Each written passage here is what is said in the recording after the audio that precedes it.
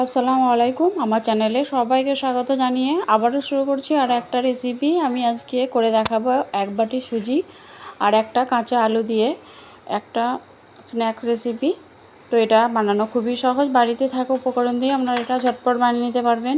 তো চলুন রেসিপিটা শুরু করি। আমি এখানে আলুটাকে খোসা ছাড়িয়ে ভালো করে ধুয়ে নিয়েছি। এরপর আমি একটা গ্রেটার দিয়ে এটাকে গ্রেট করে নিলাম। তো এটাকে আমি গ্রেট করে নিয়ে ভালো করে 3বার পানি পাল্টে পাল্টে এটাকে ধুয়ে নিয়েছি। এরপর আমি এখানে একটা স্টিলের এরকম বাটি নিয়েছি। তো এর মধ্যে আমি আলুটাকে ধুয়ে এর মধ্যে দিয়ে দিলাম।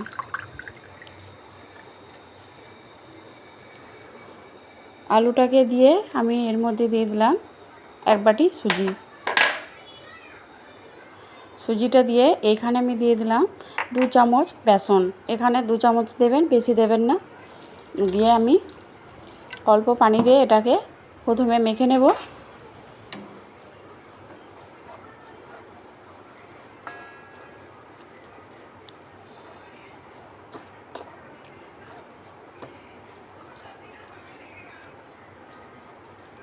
তো এভাবে করে আমি এটাকে মেখে নিয়েছি।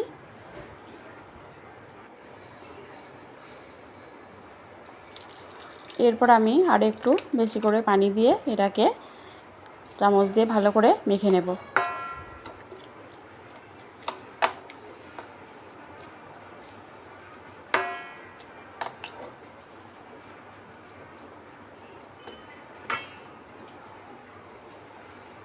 এতে আবার একটু পানি দিলাম আমি। এইভাবে করে অল্প অল্প পানি দিয়ে এটাকে মেখে নেব। তো এতে বেসন দেওয়া আছে, একটু বেশিক্ষণ ধরে একটু ফেটিয়ে নিয়ে এটাকে আমি রেস্টে রেখে দেব 5 মিনিটের জন্য। তো 5 মিনিট পর আমি ফিরে এলাম। দেখুন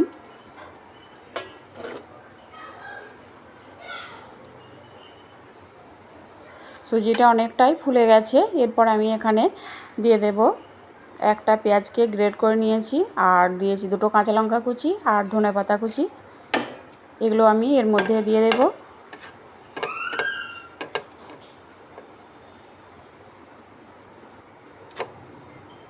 এরপর আমি এখানে দিয়ে দেব হাফ চামচ লঙ্কা গুঁড়ো আর হাফ চামচের একটু কম হলুদ গুঁড়ো, আর দিয়ে দিলাম 1 চামচ চাট মশলা। এরপর আমি এখানে দিয়ে দেব স্বাদ মতো নুন। তো সবগুলোকে আমি এভাবে চামচে করে মাখিয়ে নেব ভালো করে।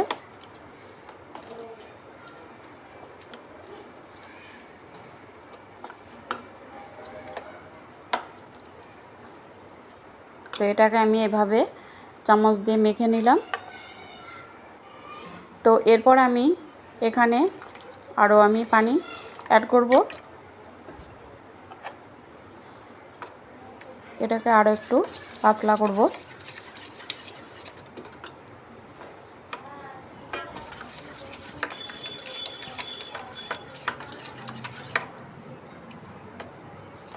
দেখুন এইরকম হবে ঘনত্বটা। তো এটাকে আমি মেখে নিয়েছি। এরপর এখানে আমি একটা ফ্রাই প্যান বসিয়ে দিলাম, এটাকে গরম করে নিয়েছি। এরপর আমি এখানে দিয়ে দিলাম 2 চামচের মতো সর্ষের তেল।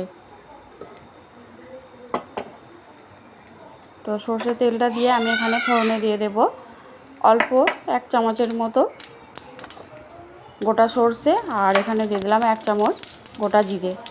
এটাকে ফোড়নের জন্য দিয়ে দিলাম।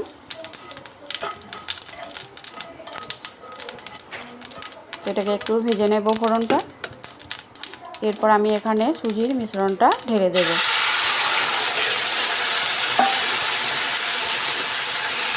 তো সুজির মিশ্রণটা দিয়ে আমি এটাকে এরকমভাবে নেড়ে চেড়ে একটা ডোয়ের মতো তৈরি করে নেব।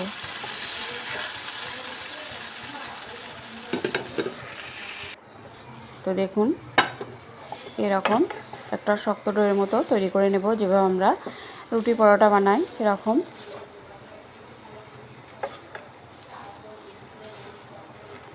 তো এটা আমার হয়ে গেছে, আমি গ্যাসটাকে বন্ধ করে দিলাম। দিয়ে এটাকে আমি একটা থালার মধ্যে ঢেলে নিলাম। এটাকে আমি ঠান্ডা করতে দেব।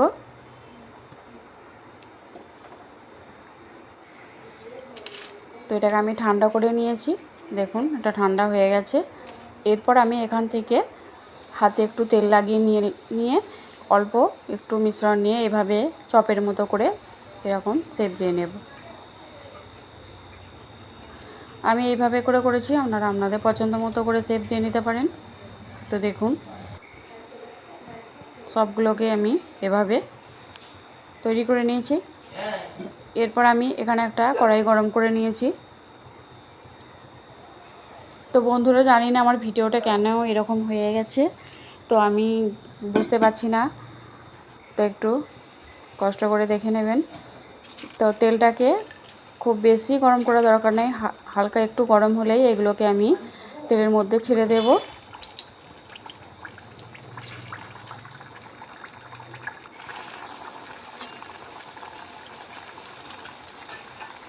তো সঙ্গে সঙ্গে দিয়ে এগুলো উল্টাবেন না, তাহলে ভেঙে যেতে পারে। এক দিকটা হয়ে গেলে তারপর অপর দিকটা উল্টে নেবেন।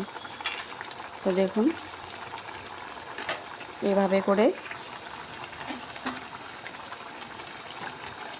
একটু কালার করে চপের মতো ভেজে নিতে হবে এগুলোকে।